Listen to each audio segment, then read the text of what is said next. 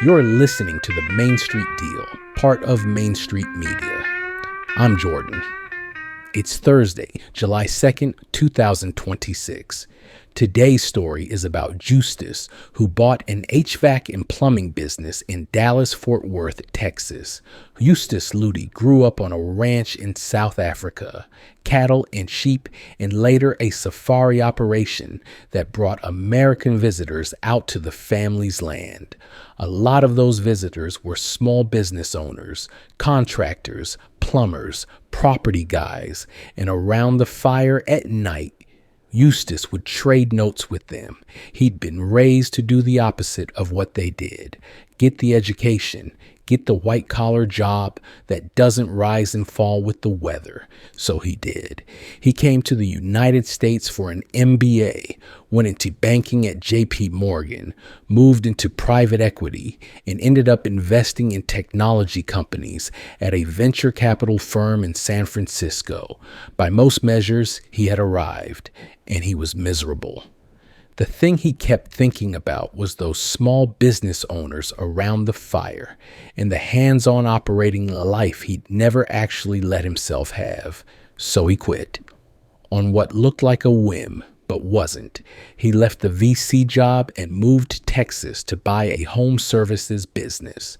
His first attempt is the part most people skip past, and it's the part you should pay attention to. Through his network, he connected with the owner of an HVAC and plumbing company called Stowe's, and the arrangement was a handshake. He'd come in, run it as CEO, and eventually buy it. He spent 2 years doing exactly that. 2 years of operating someone else's company on the promise of a deal. And the deal fell through. He walked away with no business and a hard lesson. But he also walked away with something most searchers never get: 2 full years of knowing what an HVAC and plumbing company actually looks like from the inside. That experience is what made the next deal possible.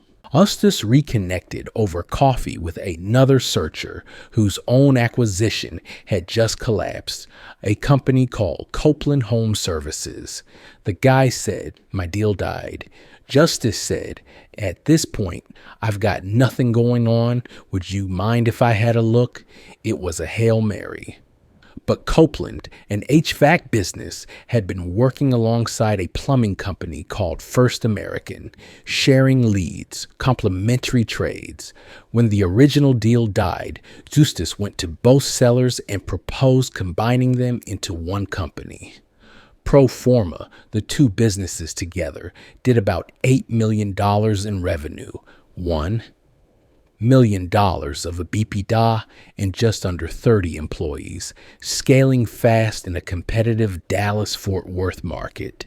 Then came the hard part, paying for it. The price was 5.5 times EBITDA, just over $8 million. At $1 million of earnings, this was squarely in the range where a buyer would normally reach for an SBA loan. Justus couldn't. He was in the country on a visa without a green card, and SBA financing was off the table for him. No bank loan, no easy leverage. So he built the deal by hand. The two sellers rolled roughly 30% of their value forward as equity, betting on a second, larger payday down the road. He raised investor equity, anchored by one credible early backer who'd known him for a decade, and a group of investors who were mostly South African Americans who'd been in the States for 20 years. And to replace the debt that an SBA loan would have provided, he used a convertible note, an instrument that acts like debt but converts into equity if it isn't repaid in time. That structure protected his investors and kept the company from a cash crunch if a payment came due in a lean month. He's about 8 months in now, and the early reality is mixed in the honest way these things usually are. The combined business has grown from just under 30 employees to 35, and he's added 3 more trucks. But HVAC is seasonal, and his first winter was a grind. with the slow months testing the plan before the Texas heat arrived early and the work came roaring back. The cross-selling idea, sending plumbing customers to the HVAC side and back again, is starting to prove out. It's working, but it has cost him sweat, not luck. The turning point in Justus's story isn't the close. It's the deal that died first. Stowe's falling apart felt like 2 wasted years. It was actually his apprenticeship. When Copeland landed in his lap, he could read the business, run diligence against what he already knew, and step in as an operator on day 1. The lesson he takes from it is that working inside a business before you buy it is worth more than any spreadsheet, and that SBA debt is not the only road to a deal.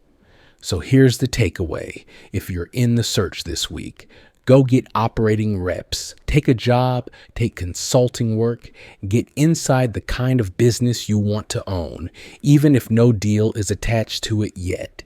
The experience is the edge. And if your financing falls apart, that's not the end of the search. It's the start of a more creative one. That's it for Thursday. Find all of Main Street Media's shows wherever you listen. Subscribe, leave a review, and I'll see you Monday in the deal room.